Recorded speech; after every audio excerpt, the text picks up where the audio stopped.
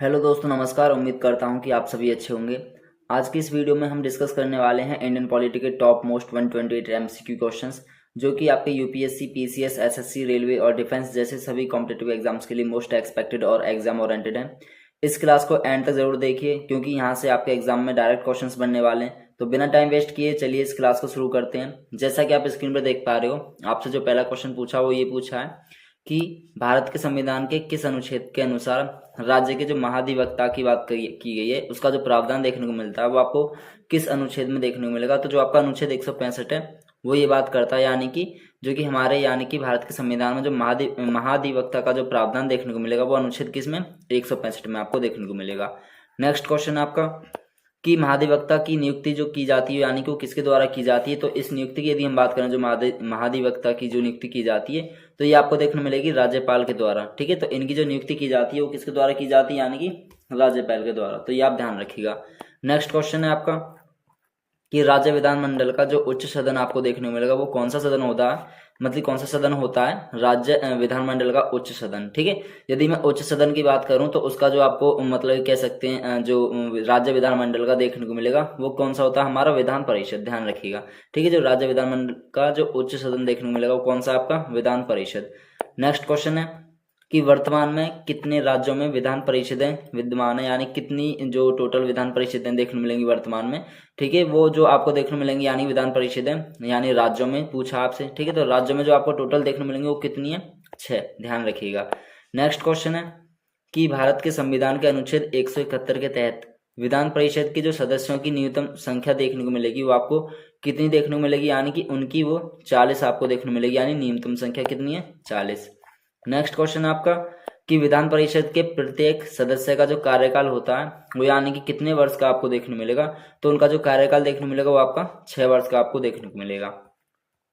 Next question है कि राज्य विधानसभा को अन्य किन नामों से जाना जाता है। ठीक है, जो राज्य विधानसभा जो हम बात की गई यहाँ पे, तो उसको और अन्य किस नाम से यानी कि जाना जाता है। तो उसकी यदि मैं बात करूं तो इसको यानी कि हम निम्न सदन के नाम से भी जानते हैं। तो इसमें आपका यानी कि ऑप्शन सी वाला करेक्ट हो जाएगा। नेक्स्ट क्वेश्चन है कि विधानसभा का कार्यकाल यानी कि कितने वर्ष का आपको देखने मिलेगा। जो विधानसभा का यानी कि जो कार्यकाल होता है उसमें ये आपका जो वर्ष देखने मिलेगा वो 5 वर्ष का आपका देखने मिलेगा, यानी इसका जो, क्योंकि कार्यकाल ही पूछा तो कार्यकाल यानी कितने वर्ष का आपको देखने मिलेगा, 5 वर्ष का।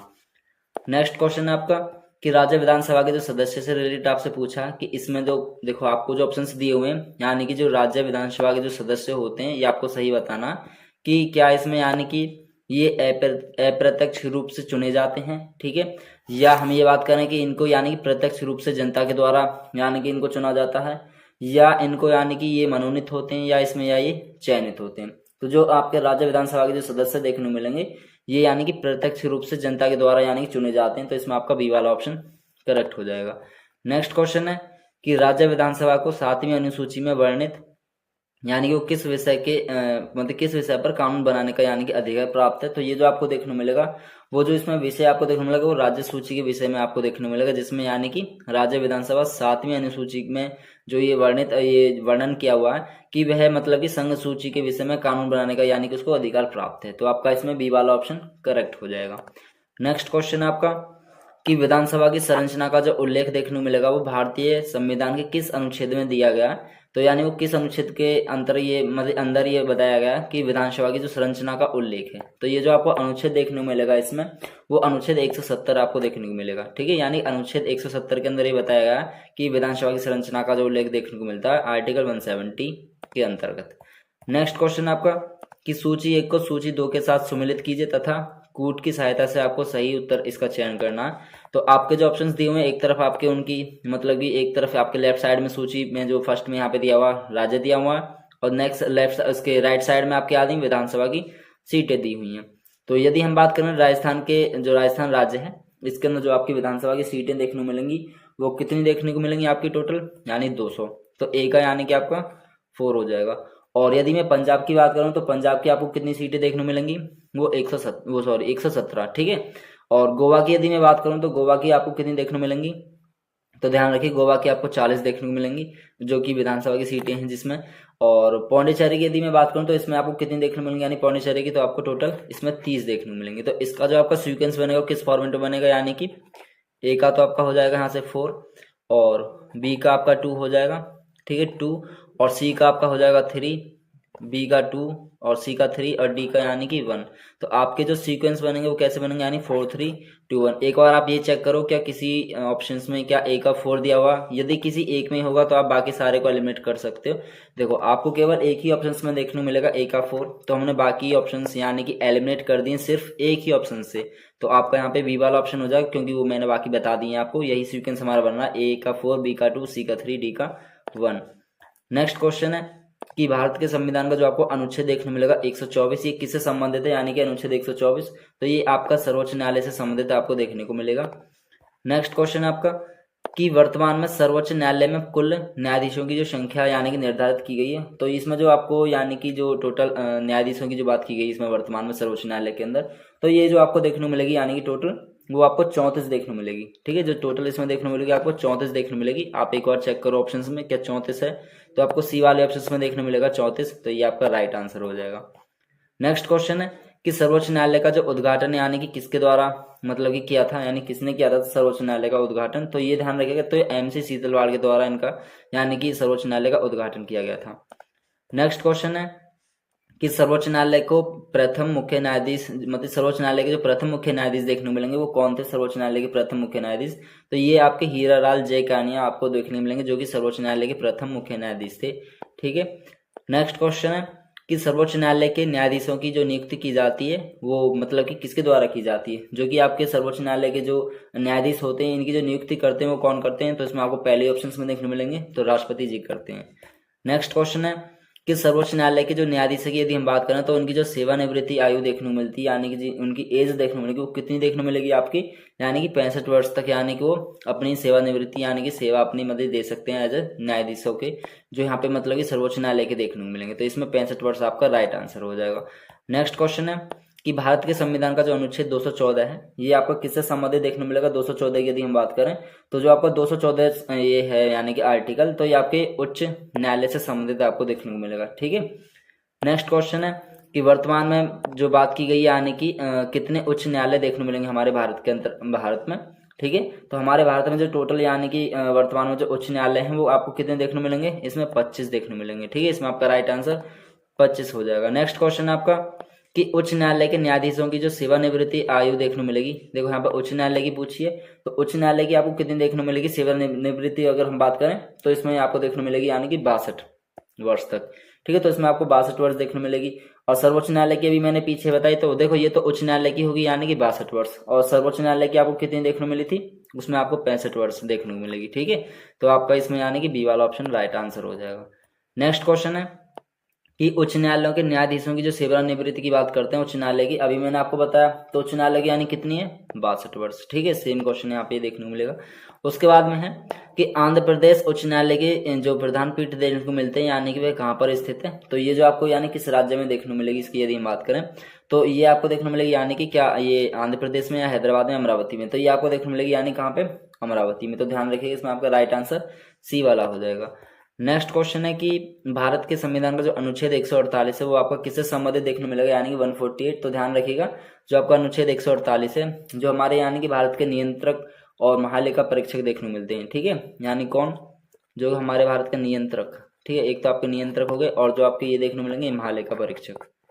ठीक है, महालेखा परीक्षक जिसे हम मतलब कैग बोलते हैं।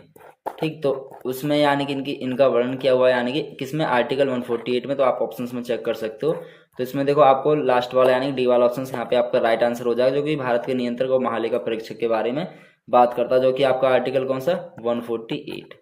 ओके, नेक्स्ट क्वेश्चन है कि सीएजी की जो नियुक्ति यानी कि किसके द्वारा की जाती है, तो सीएजी की नियुक्ति आपको जो देखने मिलेगी वो राष्ट्रपति जी के द्वारा की जाती है, तो इसमें आपका राइट आंसर ए हो जाएगा।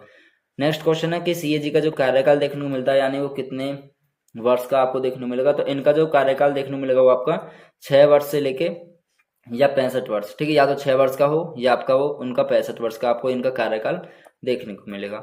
नेक्स्ट है कि भारत के यानी कि प्रथम जो सीएजी थे वो कौन थे, यानी कि भारत के जो प्रथम सीएजी की अगर हम बात करें तो ये जो इसमें जो थे यानी कि भारत के प्रथम सीएजी वो जो थे ये आपको देखने को मिलेंगे, यानी कि ध्यान रखिए उनका नाम था वी नरहरि राव। ठीक है, वी नरहरि राव। इनका जो नाम था वो वी नरहरि राव आपको देखने को मिलेंगे। तो आप एक और ऑप्शन में चेक करो, यहाँ पे विनोद कुमार है, ये गलत हो गया। यहाँ पे डॉक्टर धीरेन्द्र सिंह है, ये भी नहीं है। नेक्स्ट देखो आपको सी वाले में देखने को मिलेगा वी नरहरि राव, यानी कि ये कौन थे, ध्यान रखिएगा। ये भारत मतलब कि भारत के प्रथम सीएजी आपको देखने को मिलेंगे, यानी प्रथम सीएजी। नेक्स्ट क्वेश्चन है आपका कि भारत के वर्तमान में जो सीएजी देखने को मिलेंगे वो यानी कौन है। तो वर्तमान में जो आपको देखने को मिलेंगे ये गिरीश चंद्र मुर्मू आपको देखने को मिलेंगे। इसमें आपका डी वाला आपका राइट आंसर हो जाएगा। नेक्स्ट क्वेश्चन है कि केंद्र व राज्यों के बीच में शक्तियों के विभाजन का जो आधार आपको देखने को मिलेगा, तो यानी कि किस अधिनियम में यह देखने को मिलेगा। तो ये आपका यानी कि जो कि भारत शासन अधिनियम था यानी कि 1935 का, तो ये इसमें आपको देखने को मिलेगा, जो कि यानी केंद्र और राज्य के बीच में जो कि उनकी मध्य शक्तियों के विभाजन का आधार माना जाता है। तो भारत शासन अधिनियम 1935 का आपका राइट आंसर हो जाएगा ए। नेक्स्ट क्वेश्चन है कि भारतीय संविधान की किस अनुसूची के तहत में केंद्र व राज्यों के बीच में विषयों का यानी कि जो बंटवारा किया गया। तो इसमें जो आपको अनुसूची देखने मिलेगी वो कौन सी अनुसूची है, जो आपकी जो 7वीं अनुसूची थी, ठीक है, जो शेड्यूल 7 है, वो उसमें बताया गया है कि जो कि केंद्र और राज्य के बीच में जो भी विषय है उनका जो बंटवारा देखने को मिलता है वो शेड्यूल 7 में, इट मीन्स अनुसूची 7 में। तो यहाँ पे 1 है तो ये गलत हो गया, 3 या 5 है तो केवल बचा कौन सा, डी वाले में आपको देखने मिलेगा। तो आपका राइट आंसर यहाँ पे डी हो जाएगा। नेक्स्ट क्वेश्चन है कि अनुसूची 7 के तहत में केंद्र व राज्यों के बीच में जो विषयों का बंटवारा किया गया, तो यानी किसके बारे में बात करती है, यानी किस सूची में आपको देखने मिलेगी। तो ये जो आपकी सूची यानी कि अनुसूची जो 7 है, देखो ये तीनों ही सूची आपको देखने मिलेंगी। इसमें संघ सूची भी देखने मिलेगी, इसमें आपकी राज्य सूची भी देखने मिलेगी, और इसमें आपकी समवर्ती, यानी इसमें आपका जो डी वाला ऑप्शन यहाँ पे राइट हो जाएगा, राइट आंसर, यानी कि ये तीनों ही सूची इसमें देखने मिलेंगी। तो इसमें आपका डी वाला ऑप्शन यानी उपयुक्त सभी देखने को मिलेगा। नेक्स्ट क्वेश्चन है कि अंतर्राज्य परिषद की जो स्थापना की जाती है यानी वो किसके द्वारा की जाती है, अंतर्राज्य परिषद की, तो ये आपके राष्ट्रपति जी के द्वारा की जाती है। इसमें आपका राइट आंसर ए ऑप्शन हो जाएगा। नेक्स्ट क्वेश्चन आपका कि प्रथम प्रशासनिक सुधार आयोग का जो गठन किया गया था यानी कि वो कब किया गया था। तो ये जो आपको देखने मिलेगा यानी प्रथम प्रशासनिक सुधार आयोग का गठन, वो वर्ष मतलब ये किस वर्ष में आपको किया गया था ये बताइएगा। यानी कि इसमें जो आपसे पूछा ये है कि प्रथम प्रशासनिक सुधार आयोग, तो ये जो आपको देखने मिलेगा यानी कि वर्ष 1966 में, ठीक है। तो ये आपका 1966 में देखने को मिलेगा, जिसका मतलब कि इसका गठन किया गया था, ठीक है, इस आयोग का। नेक्स्ट क्वेश्चन है कि द्वितीय प्रशासनिक सुधार जो आयोग देखने को मिलता है इसका गठन कब किया गया था। देखो प्रथम का भी मैंने बता दिया, जो प्रथम प्रशासनिक सुधार आयोग था उसका यानी कि 1966 में किया गया था, ठीक है, 1966 में। और जो द्वितीय यानी जो दूसरा प्रशासनिक सुधार आयोग था ये देखने को मिलेगा आपको वर्ष 2005 में, ठीक है। इसमें आपका बी वाला राइट आंसर हो जाएगा। नेक्स्ट क्वेश्चन है कि द्वितीय प्रशासनिक सुधार आयोग के जो प्रमुख सुझाव देखने को मिलते हैं यानी कि वो कौन कौन से इसमें सुझाव देखने मिलेंगे।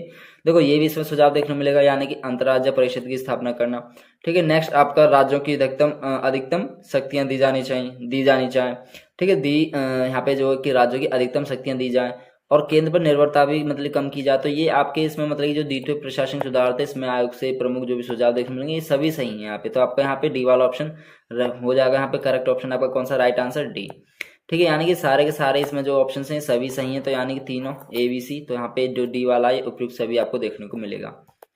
नेक्स्ट क्वेश्चन है कि सरकारी आयोग के जो अध्यक्ष थे यानी कि वो कौन देखने को मिलेंगे, सरकारी आयोग के अध्यक्ष। तो इसकी मैं बात करूं तो ये जो अध्यक्ष थे वो कौन थे, आपके रणजीत सिंह सरकारी आपको देखने को मिलेंगे अध्यक्ष इसके। नेक्स्ट है कि पूंछी आयोग का जो गठन किया गया था यानी वो कब देखने को मिलेगा। तो ये जो मतलब कि इसका आयोग का जो गठन किया गया था ये आपको 2007 में देखने को मिलेगा, ठीक है। तो ये 2007 वर्ष में देखने को मिलेगा। इसमें आपका ऑप्शन देखो पहले में 2003 है, तो ये तो यहाँ पे गलत हो गया। तो 2007 आपको किस ऑप्शन में देखने को मिलेगा, यानी सी वाले में। तो आपका ऑप्शन यहाँ पे राइट कौन सा हो जाएगा, सी। नेक्स्ट क्वेश्चन आपका कि भारतीय इंजीनियरिंग सेवा के गठन का जो सुझाव यानी किस आयोग के द्वारा दिया गया था, यानी जो कि आपका ये सुझाव था यानी कि भारतीय के जो मतलब कह सकते हैं जो इंजीनियर सेवा के जो सुझाव थे यानी किसके द्वारा दिए गए थे ये। तो इसकी मैं बात करूं तो ये जो इसमें सुझाव दिए गए थे सरकारी आयोग के द्वारा यानी कि इसमें सुझाव दिए गए थे। इसमें आपका राइट आंसर ए हो जाएगा। नेक्स्ट क्वेश्चन आपका कि अंतर्राज्य परिषद की जो स्थापना यानी कि किस आयोग के सिफारिश पर की गई थी। तो इसमें जो आपको देखने मिलेगी यानी कि वो किसकी सिफारिश पर की गई थी, तो ध्यान रखिएगा। तो इसमें जो सिफारिश की गई थी ये भी आपकी सरकारी आयोग की सिफारिश पर यानी कि कह सकते हैं अंतर्राज्य परिषद की स्थापना की गई थी, ठीक है। तो इसमें आपका जो ऑप्शन है यानी कि वो बी वाला यहाँ पे राइट हो जाएगा। नेक्स्ट क्वेश्चन आपका कि अंतर्राज्य परिषद की जो प्रथम बैठक देखने को मिलती है यानी ये कब हुई थी। तो ये जो आपकी अंतर्राज्य परिषद की जो प्रथम बैठक हुई थी ये आपको देखने मिलेगी यानी 10 अक्टूबर 1990, ठीक है, 10 अक्टूबर 1990 में आपको देखने मिलेगी, 10 अक्टूबर 1990 में। तो इसमें आपका जो राइट ऑप्शन है वो कौन सा हो जाएगा, यानी कि पहले वाले में तो है नहीं, 9 अक्टूबर दिया हुआ है, आपको देखो डी वाले में देखने को मिलेगा यानी 10 अक्टूबर 1990, तो 1990 10 अक्टूबर में। नेक्स्ट क्वेश्चन आपका कि अंतर्राज्य परिषद की जो बैठक की अध्यक्षता यानी कौन करते हैं, तो इसमें जो आपको अध्यक्षता जो मतलब की जाती है यानी कि अंतर्राज्य परिषद की बैठक की, तो ये किसके द्वारा की जाती है, तो इसमें जो आपको देखने को मिलेंगे वो कौन है, यानी प्रधानमंत्री जी, तो इनके द्वारा यानी कि इसकी अध्यक्षता की जाती है, जो कि आपका ये अंतर्राज्य परिषद की जो बैठक होती है। तो इसमें आपका राइट आंसर बी हो जाएगा। नेक्स्ट क्वेश्चन आपका कि अंतर्राज्य परिषद की बैठक की एक वर्ष में कम से कम यानी कि कितनी बार ये आपको देखने मिलेगी, ये जो आपको बैठक है ये एक वर्ष के अंदर कितनी बार यानी की जाती है, तो ये आपको देखने मिलेगी 3 बार। ठीक है, तो इसमें आपका राइट ऑप्शन सी हो जाएगा। नेक्स्ट क्वेश्चन की अंतर्राज्य परिषद का जो पुनर्गठन यानी कि कब किया गया था, तो इसकी मैं बात करूं तो ये आपको देखने मिलेगा 19 मई 2022 में। ठीक है, तो यानी कि अंतर्राज्य परिषद का जो पुनर्गठन हुआ था ये कब हुआ था, यानी 19 मई 2022 में आपको देखने को मिलेगा। उसके बाद में नेक्स्ट क्वेश्चन आपका कि नीति आयोग नामक संस्था किस आयोग के स्थान पर बनाई गई थी, तो इसमें जो आपको देखने मिलेंगे तो मतलब कि ये जो संस्था यानी जिसे हमने नीति आयोग नामक संस्था बोलते हैं, तो ये आयोग जो था यानी ये किसके स्थान पर बनाई गई थी, यानी उसका नाम चेंज कर दिया था। तो बहुत इजी क्वेश्चन आप बता सकते हो, तो नीति आयोग की जो की गई थी यानी कि ये किस आयोग पे आपको देखने मिलेगी, योजना आयोग पे, क्योंकि योजना आयोग को ही एज ए नाम बदल दिया था, यानी नीति आयोग नामक एज ए संस्था नाम रख दिया था उसका। ठीक है, तो इसमें राइट ऑप्शन आपका ए हो जाएगा। नेक्स्ट क्वेश्चन है कि नीति आयोग की जो स्थापना देखने को मिलती है यानी ये कब की गई थी, तो ये जो स्थापना की गई थी आपकी 1 जनवरी 2015 में देखने को मिलेगी। ठीक है, जिसका यानी योजना आयोग पहले नाम था, फिर उसका चेंज कर दिया था। उसके बाद में नेक्स्ट क्वेश्चन है कि नीति आयोग की जो अध्यक्षता मतलब वो किसके द्वारा की जाती है, तो इसमें जो आपको देखने मिलेंगे प्रधानमंत्री जी, इनके द्वारा इसकी अध्यक्षता की जाती है, तो इसमें आपका राइट ऑप्शन बी हो जाएगा। नेक्स्ट क्वेश्चन है कि नीति आयोग के जो प्रथम मुख्य कार्यकारी अधिकारी जो देखने को मिलते हैं यानी कि इसमें कौन देखने को मिलेंगे आपके, तो इसमें जो आपको ये थे सुमन बेरी, तो इसमें आपको देखने को मिलेंगी, यानी नीति आयोग की जो प्रथम मुख्य कार्यकारी अधिकारी थी। ठीक है, तो ये ध्यान रखिएगा, तो इसमें राइट ऑप्शन बी हो जाएगा आपका। नेक्स्ट है कि नीति आयोग का जो पूरा मतलब कि नाम देखने को मिलेगा NITI, तो ये जो देखने को मिलेगा आपका इसका बी वाला ऑप्शन हो जाएगा, यानी national institution for transforming India, तो इसमें आपका राइट ऑप्शन बी हो जाएगा, यानी इनका जो नीति आयोग का जो पूरा आपको देखने को मिलेगा नाम। नेक्स्ट क्वेश्चन है कि भारत के संविधान का अनुच्छेद 280 यदि वो मतलब किससे किससे संबंधित है, यानी किसके बारे में बात करता है, तो ये जो आपका अनुच्छेद है वो यानी वित्त आयोग के बारे में बात करता है, जो कि आपका अनुच्छेद 280 यानी इट मीन्स आर्टिकल 280 है, तो ये वित्त आयोग से संबंधित आपको देखने को मिलेगा। उसके बाद आपसे पूछा नेक्स्ट क्वेश्चन में कि प्रथम वित्त आयोग का जो गठन हुआ था यानी ये किस वर्ष में आपको देखने को मिलेगा, तो ये जो यानी कि प्रथम वित्त आयोग जो था ये आपको वर्ष यानी कि 1951 में देखने को मिलेगा, यानी कि 1951 ईयर में देखने को मिलेगा, जिसका यानी कि 1951 में गठन किया गया था। तो आप एक और ऑप्शन को चेक कर सकते हो, तो बी वाले ऑप्शन में आपको देखने को मिलेगा यानी कि वर्ष 1951 में। नेक्स्ट क्वेश्चन है कि 16वें वित्त आयोग की जो अध्यक्षता यानी कि वो किसके द्वारा की गई थी, इसमें जो 16वें वित्त आयोग के अध्यक्ष जो थे वो कौन थे। ठीक है, तो इसमें जो आपको देखने मिलेंगे 16वें वित्त आयोग के अध्यक्ष वो कौन थे इसमें, तो जो ये थे अरविंद पनगड़िया, तो इसमें आपका राइट ऑप्शन ए वाला हो जाएगा। ठीक है, नेक्स्ट क्वेश्चन है कि अनुसूचित जाति आयोग जो है ये मतलब कि किस तरह का यानी कि निकाय है, तो ये आपको बताना है क्या ये संवैधानिक निकाय है या गैर संवैधानिक है या दोनों है या इनमें से कोई नहीं। तो जो आपको ये अनुसूचित जाति आयोग जो देखने को मिलेगा ये एक तरीका का ये संवैधानिक निकाय है, तो इसमें आपका राइट ऑप्शन ए वाला हो जाएगा। नेक्स्ट क्वेश्चन है कि राष्ट्रीय अनुसूचित जाति जनजाति आयोग का जो प्रावधान किया गया तो ये आपका किस संशोधन में और किस वर्ष में देखने को मिलेगा, तो ये जो था यानी कि राष्ट्रीय अनुसूचित जाति जनजाति आयोग, तो ये देखने को मिलेगा आपका 65वां जो संशोधन था, 65वां संविधान संशोधन, और ये देखने को मिलता है 65वां संविधान संशोधन 1990 द्वारा। ठीक है, तो ये आपका 65वां संविधान संशोधन 1990 के द्वारा यानी कि इसका प्रावधान देखने को मिलेगा उसके अंतर्गत, जिसमें राष्ट्रीय अनुसूचित जाति जनजाति आयोग के बारे में बताया हुआ। तो इसमें आपका पहला एक सेट है, तो ये तो गलत हो जाएगा ऑप्शन, आप चेक करो तो ये इसमें आपका देखने को मिलेगा यानी कि सी वाला, यानी कि 65वां संविधान संशोधन था जो कि वर्ष 1990 में देखने को मिलेगा, तो आपका राइट ऑप्शन यहाँ पे सी हो जाएगा। नेक्स्ट क्वेश्चन है कि अनुसूचित जाति व अनुसूचित जनजाति के लिए अलग अलग आयोगों का यानी कि जो गठन किया गया था ये आपको किस वर्ष में देखने को मिलेगा, इसकी यदि मैं बात करूं तो ये आपको जो वर्ष देखने को मिलेगी यानी कि वो 2003 में देखने को मिलेगा, तो इसका आपका राइट ऑप्शन सी हो जाएगा। नेक्स्ट क्वेश्चन है कि भारत के संविधान का जो अनुच्छेद यानी कि 338A है ये आपका किससे संबंधित देखने को मिलेगा,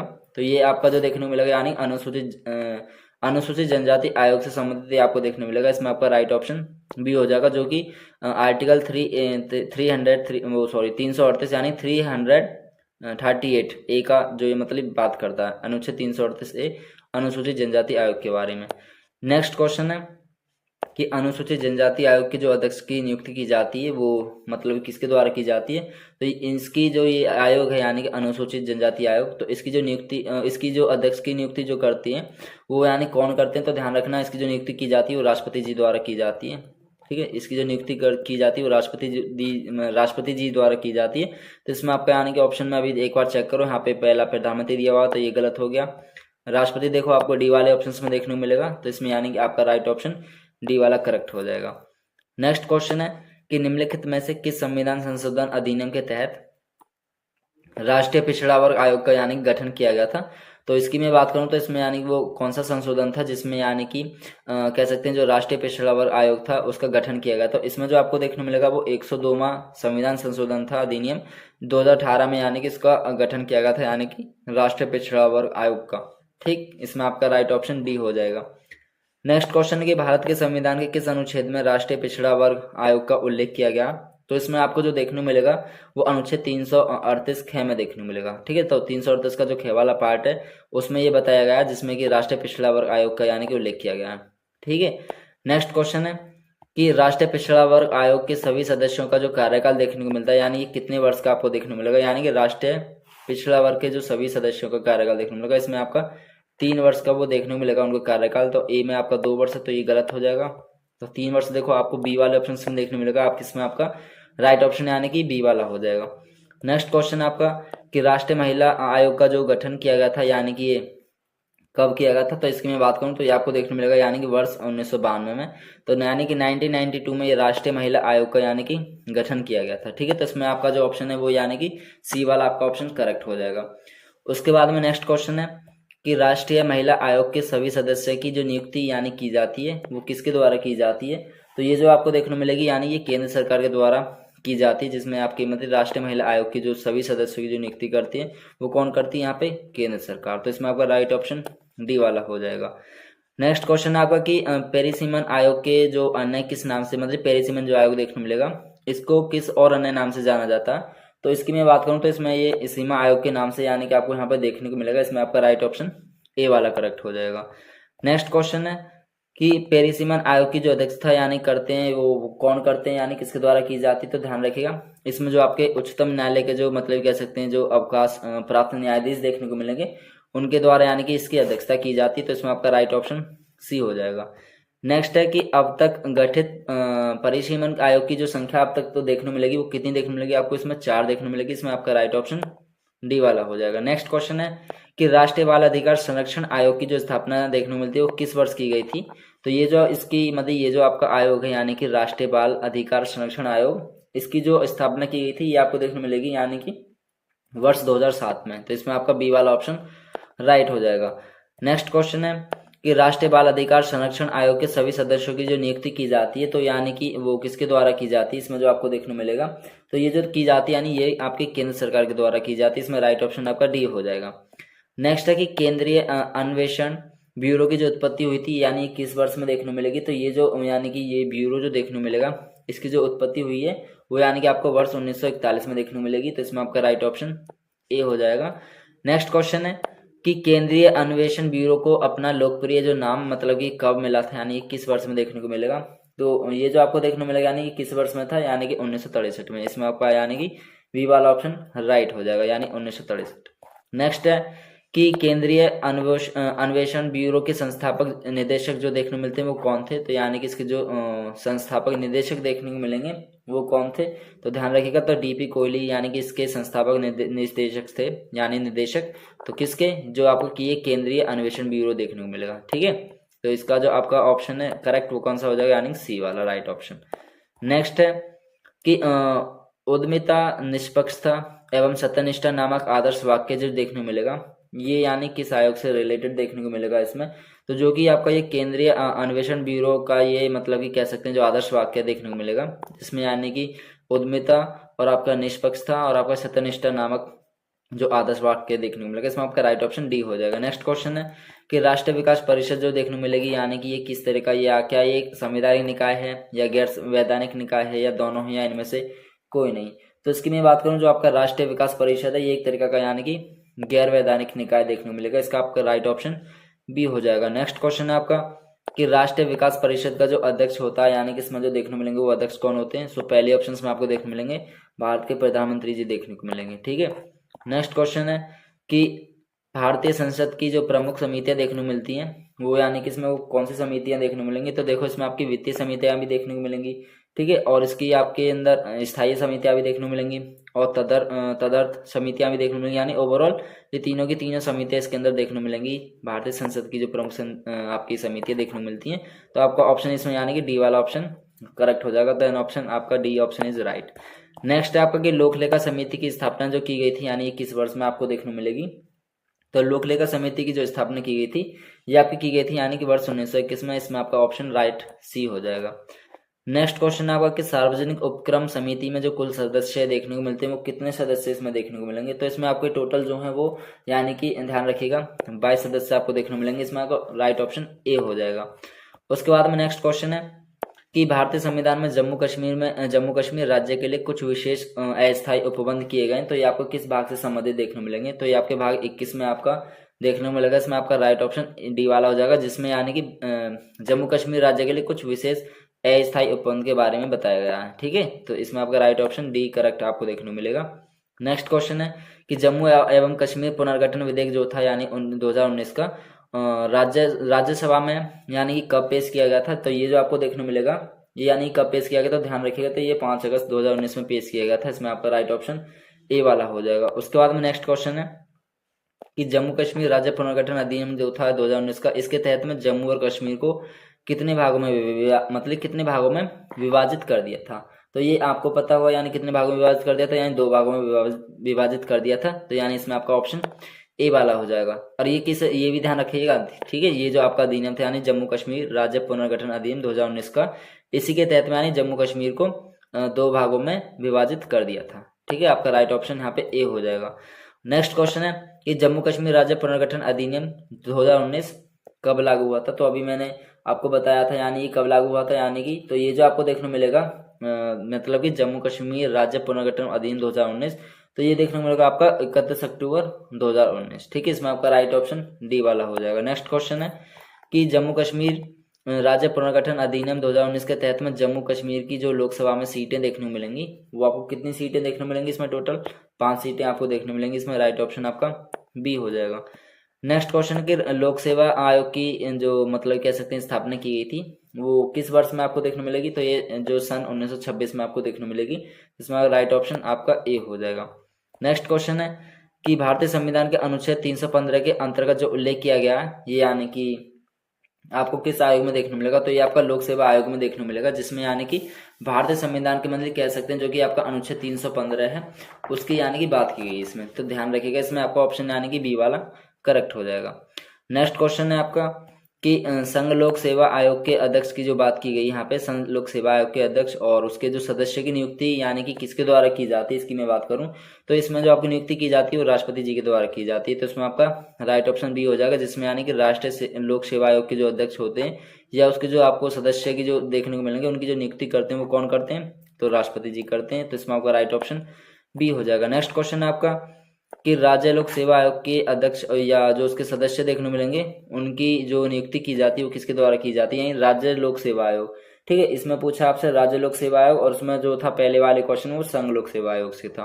तो राज्य लोक सेवा आयोग के जो अध्यक्ष होते हैं और जो उसके सदस्य होते हैं तो किसके द्वारा इसकी नियुक्ति की जाती है। तो ध्यान रखिएगा, इसमें आपके जो राज्यपाल देखने को मिलेंगे। ठीक है, इसमें आपके राज्यपाल, तो राज्यपाल के द्वारा यानी कि इनकी नियुक्ति की जाती है। तो यहाँ पे प्रधानमंत्री ये गलत हो गया, राष्ट्रपति ये भी गलत हो गया, मुख्यमंत्री ये गलत हो गया।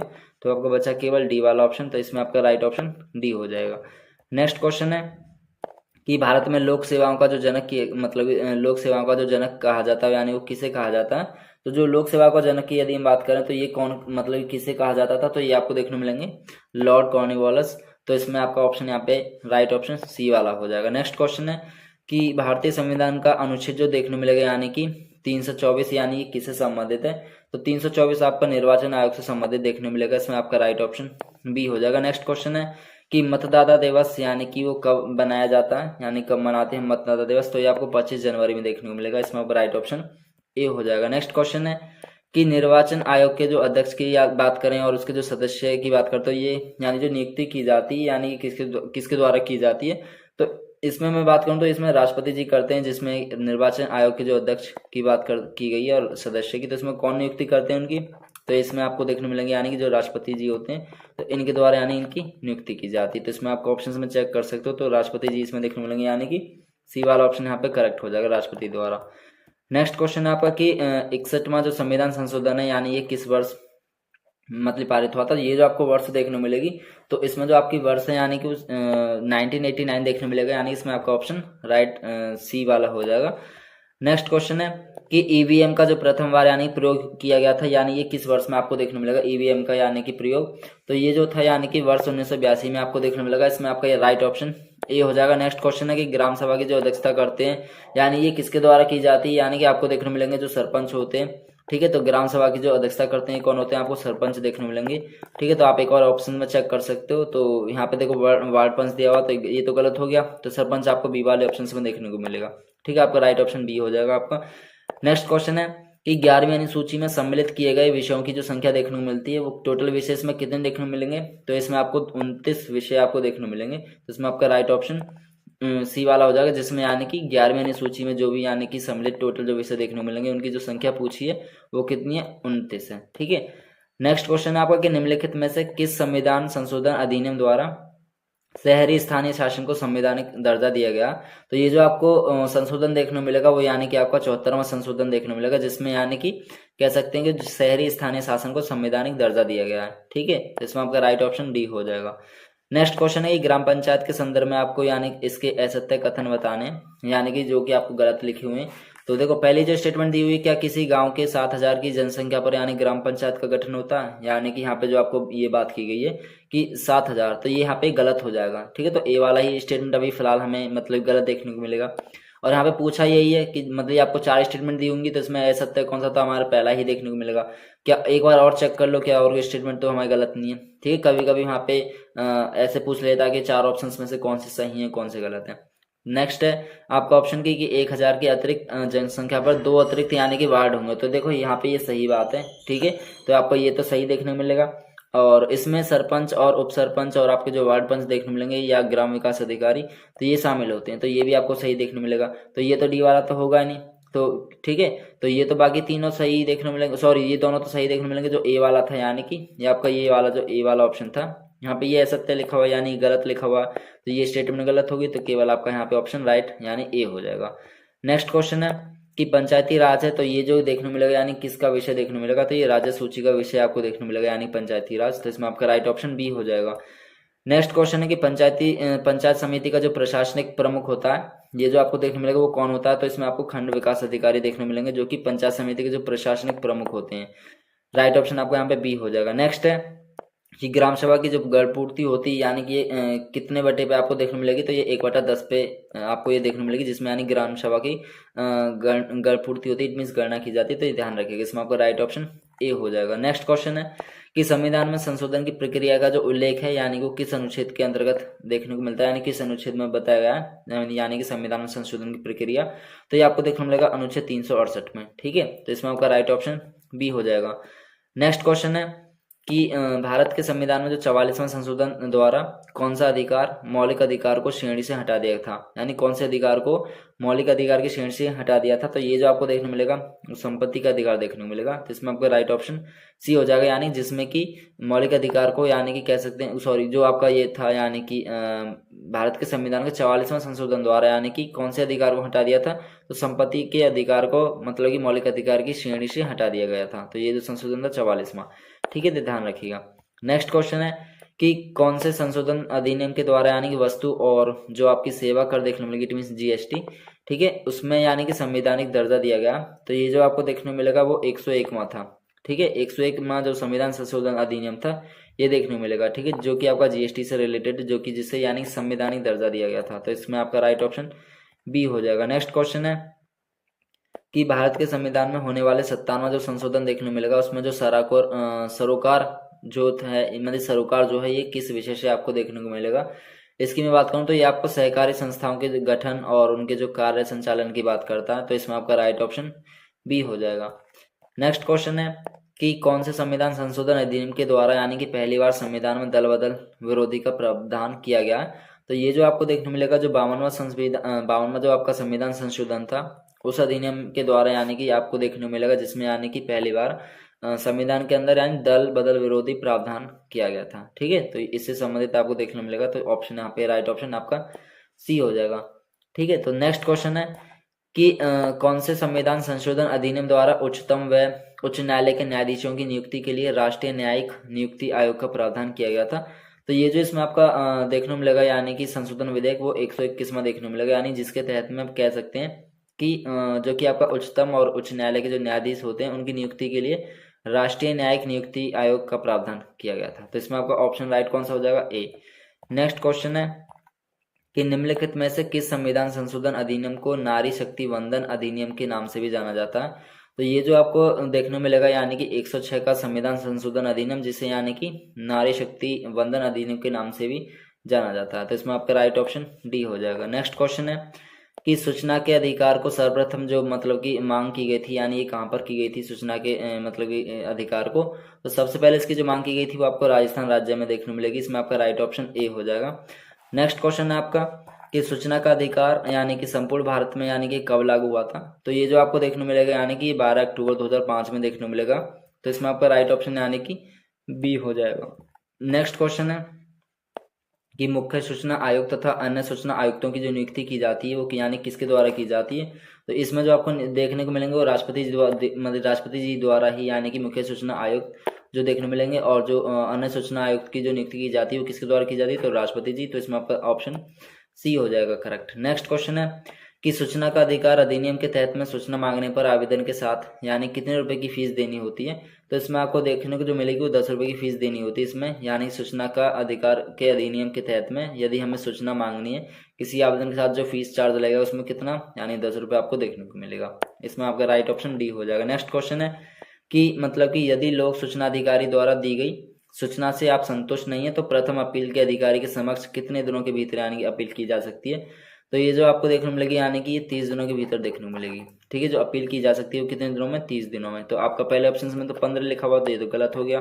ठीक है, तो नेक्स्ट में आपको जो दिया हुआ यानी कि डी वाले ऑप्शन में आपको देखने मिलेगा इसका करेक्ट ऑप्शन यानी कि 30 जो मैंने बताया, तो इसका ऑप्शन यानी कि ये डी वाला करेक्ट हो जाएगा। नेक्स्ट क्वेश्चन है कि स्वीडन में सर्वप्रथम किस वर्ष संविधान के अंतर्गत यानी ओम्बुड्समैन की जो थी यानी कि स्थापना की गई थी।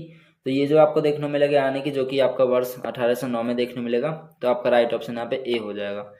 नेक्स्ट क्वेश्चन है कि किसके नेतृत्व में भ्रष्टाचार के विरुद्ध यानी कि भारत आंदोलन यानी कि चलाया गया था। तो ये जो आपको देखने मिलेगा यानी किसके नेतृत्व में चलाया गया था, यानी कि कह सकते हैं इसे जो कि आपको ये देखने मिलेगा यानी कि कौन सा, यानी कि भ्रष्टाचार के विरुद्ध जो भारत आंदोलन था। तो ये जो था यानी कि किसके विरुद्ध था, तो ध्यान रखिएगा। तो इसमें आपको देखने मिलेगा मतलब कि किसके नेतृत्व में, सॉरी ठीक है, विरुद्ध में नहीं, इसके नेतृत्व में। तो ये जो आपको देखने मिलेगा वो अन्ना हजारे के नेतृत्व में देखने को मिलेगा, जिसके नेतृत्व में मतलब कह सकते हैं भ्रष्टाचार के विरुद्ध जो कि भारत में ये आंदोलन चलाया गया था। तो इसका ऑप्शन यानी कि आपका राइट सी वाला करेक्ट हो जाएगा। नेक्स्ट क्वेश्चन है कि लोकपाल व लोकायुक्त विधेयक की यदि हम बात करते हैं जो कि आपका 2013 का था, यानी कि भारत में यानी कब लागू किया गया था, तो ये बताइएगा आप, यानी इसको यानी कि भारत में यानी कब लागू किया गया था।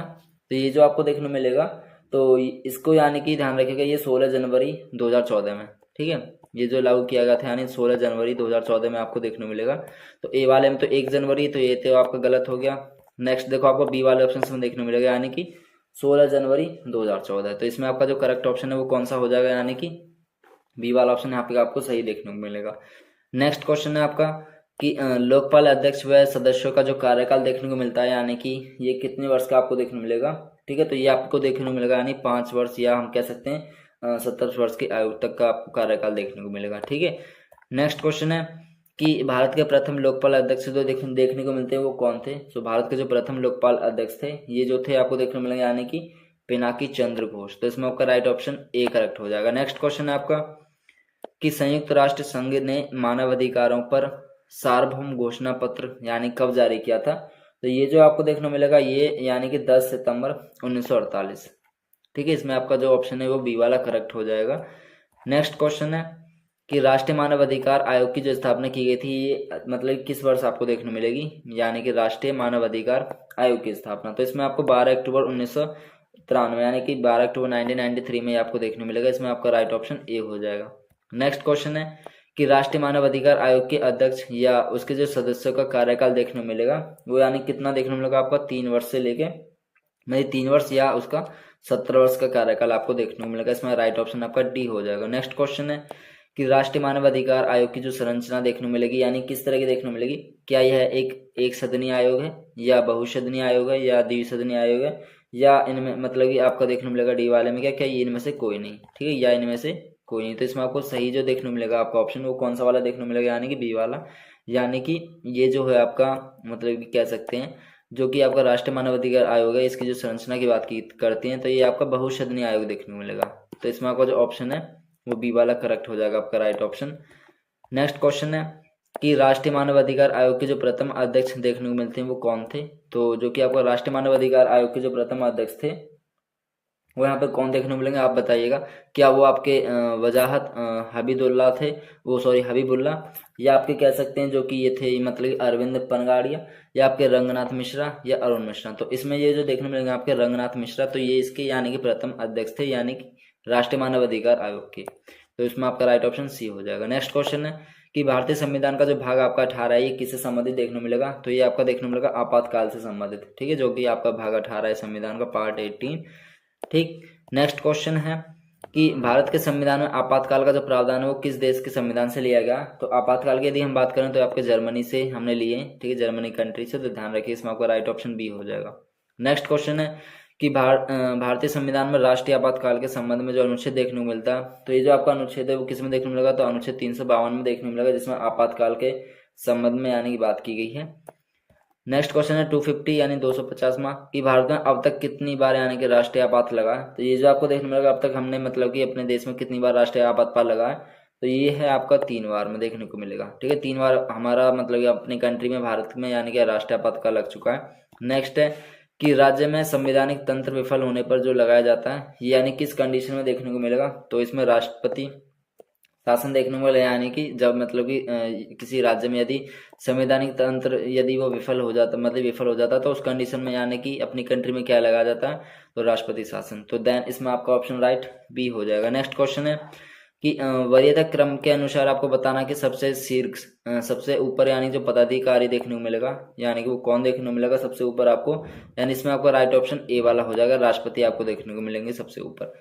नेक्स्ट है कि वरीयता क्रम के अनुसार संघ लोक सेवा आयोग के जो अध्यक्ष देखने को मिलते हैं वो क्रम आपको बताना है कि निम्नलिखित में से किसके बाद में देखने को मिलेगा, यानी कि वरीयता क्रम से, यानी संघ लोक सेवा आयोग के जो अध्यक्ष की यदि हम बात करते हैं तो इसमें जो आपको देखने को मिलेंगे यानी कि तो वो उच्चतम न्यायालय के न्यायाधीश देखने को मिलेंगे, ठीक है। तो इसमें आपका जो ऑप्शन है यानी कि यहाँ पे राइट सी हो जाएगा। नेक्स्ट क्वेश्चन है कि भारत के संविधान का कौन सा अनुच्छेद लोकसभा क्षेत्रों के परिसीमन मतलब कह सकते परिसीमन संबंधित है। तो ये जो आपको देखने को मिलेगा यानी कि अनुच्छेद जो है यानी कि इसमें आपका अनुच्छेद 82 देखने को मिलेगा यानी आर्टिकल 82, जो कि यानी कि कह सकते हैं लोकसभा क्षेत्रों के परिसीमन से संबंधित आपको देखने मिलेगा। तो इसमें आपका राइट ऑप्शन आपका सी हो जाएगा। नेक्स्ट क्वेश्चन है, ठीक है, कि भारत में लोकायुक्त संस्था की जो स्थापना यानी सर्वप्रथम वो देखने को मिलेगी, यानी ये कहाँ पर की गई थी। तो ध्यान रखिएगा भारत में जो लोकायुक्त की बात की गई लोकायुक्त संस्था की, तो ये आपको महाराष्ट्र के अंदर देखने को मिलेगी, ठीक है। कहाँ पे की गई थी, यानी कि सबसे पहले महाराष्ट्र के अंदर। सो 1 सेकेंड, ये कहाँ पे की गई थी, महाराष्ट्र में। तो सबसे पहले कहाँ पे की गई थी, महाराष्ट्र के अंदर। तो आप ऑप्शन चेक कर सकते हो, तो महाराष्ट्र आपको इसमें बी वाला ऑप्शन देखने को मिलेगा, ठीक है। और आज की क्लास का ही हमारा यहाँ पे लास्ट क्वेश्चन है यानी कि 256, जो कि हमारा ये पार्ट 2 था इंडियन पॉलिटी मैराथन का, जिसमें हमने मोस्ट एक्सपेक्टेड एग्जाम्स के रेलेवेंट में यानी कि सारे क्वेश्चन डिस्कस किए काफ़ी इजी लैंग्वेज में, ठीक है, सिंपल एक्सप्लेनेशन के साथ विद एक्सप्लेनेशन के साथ में। और ये जो आपके टोटल क्वेश्चंस थे यहाँ पे 256 यानी हमने पार्ट 1 के अंदर टोटल यानी कि 128 क्वेश्चन डिस्कस करे थे, ठीक है। वो भी आपके एग्जाम के रेलेवेंट थे, काफ़ी इंपॉर्टेंट वेरी इंपॉर्टेंट क्वेश्चन थे पार्ट 1 में। और हमने पार्ट 2 के अंदर भी यानी कि हमने ओवरऑल 128 क्वेश्चन डिस्कस करे, यानी टोटल हमारे कितने हो चुके हैं, तो 256 क्वेश्चन हो चुके हैं। अगर किसी कैंडिडेट ने वो पहली वाली क्लास नहीं देखी हो तो सो प्लीज़ उस क्लास को जरूर देखिएगा, क्लास को मिस मत कीजिएगा, ठीक है। और इस क्लास को भी जरूर देखिएगा एंड तक, क्योंकि देखो ये सारे के सारे क्वेश्चन जो हैं काफ़ी ज़्यादा इंपॉर्टेंट हैं और आपके मोस्टली यानी कि जैसे कि यूपीएससी एग्जाम हो गया आपका, ठीक है, स्टेट पीसीएस का हो गया, एसएससी सीजीएल का हो गया, रेलवे का हो गया, ठीक है। ये जो आपके सारे एग्जाम्स देखने को मिलेंगे, इनमें आपके क्वेश्चंस देखने को मिलेंगे आपके एग्जाम्स में, ठीक है। सो प्लीज इस क्लास को एंड तक जरूर देखिएगा दोनों को, और बाकी लास्ट वाले क्वेश्चंस को एक बार देख लेते हैं। और हाँ देखो, ये चीज ध्यान रखिएगा, इसका जो पीडीएफ है वो यानी कि हमारे टेलीग्राम चैनल पे प्रोवाइड कर दिया जाएगा, आप वहां से डाउनलोड कर सकते हो दोनों ही क्लास के, पार्ट 1 की पीडीएफ भी और सेकंड की भी कंबाइंड पीडीएफ आपको वहां पे देखने को मिलेगी, ठीक है। नेक्स्ट क्वेश्चन है लास्ट आपका, इसमें पूछा क्या है कि सर्वोच्च न्यायालय की जो यानी कि पहली महिला न्यायाधीश थी वो यानी कौन थी। तो इसमें जो आपको देखने मिलेगी यानी कि पहली महिला न्यायाधीश वो यानी कि फातिमा बीवी थी, ठीक है। ये जो थी कौन सी, फातिमा बीवी। तो इसमें आपका राइट ऑप्शन यहाँ पे डी वाला हो जाएगा। तो ये थे आज के हमारे यानी कि पार्ट सेकंड के 128 क्वेश्चंस टोटल, और पार्ट 1 में हमने डिस्कस कर ही लिए थे 120, तो ये आपके पार्ट सेकंड में हो गए 128। तो आई होप कि देखो आपको सारे ही क्वेश्चंस अच्छे से समझ आए होंगे, ठीक है। देखो आपका कोई भी डाउट है, कोई क्वेरी रहती है रिगार्डिंग क्वेश्चन, तो आप उसका आंसर कमेंट में दीजिएगा, ठीक है। और बाकी इसको देखो, जितना ज़्यादा आप रिवाइज करोगे उतना ही आपके एग्जाम्स के लिए बेनिफिट, ठीक है, क्योंकि देखो रिवीजन जितना करोगे उतना ही आप लंबे समय तक याद रख पाओगे। सो thank you so much for giving your precious time. आप कमेंट में बताइएगा कि कौन सा क्वेश्चन आपको ट्रिकी लगा। सो अपनी तैयारी अच्छे से करिए, कंसिस्टेंसी और डेडिकेशन के साथ में डिसिप्लिन बनाए रखिए। So thank you so much, take care, Jai Hind.